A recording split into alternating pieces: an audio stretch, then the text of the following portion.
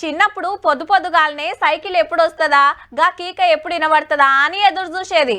ఇంతలోనే సైకిల్ మీద డబుల్ రొట్టే అని కీక పెట్టుకుంటూ వచ్చేది. నా కోటి తమ్ముని కోటి కొనిచ్చేది అమ్మ.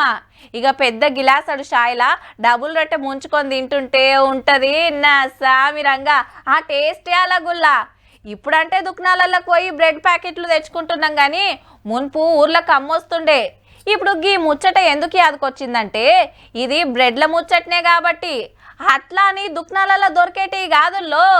దునియాల బ్రెడ్లన్నిటిని పక్కకు నూకి మన garlic butter naan first rank కొట్టిందుల్లా.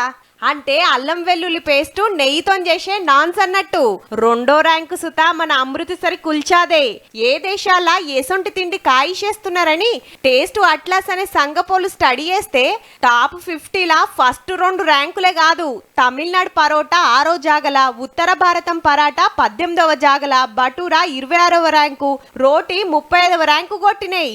ప్రపంచ దేశాలకెళ్ళి వేల బ్రెడ్లు పోటీ పడితే మన వాటికి మస్తు ఫిదా అయిండ్రన్నట్టు. నిరుడు సుత దునియా మెచ్చే తిండ్లల సుత హైదరాబాద్ బిర్యానీ 31వ ర్యాంకు కొట్టింది. 15,000 వంటలకు మీదనే పోటీ పడితే 4.5 లక్షల మందికి మీద ఓటేసి దమ్కా బిర్యానీకి జై కొట్టిండ్రు. కడమాటిలా ఎట్లున్నా తిండిలా వంటల్లా రువ్వడి చూపిస్తున్నందుకైతే సంబరపడాల్సిందే.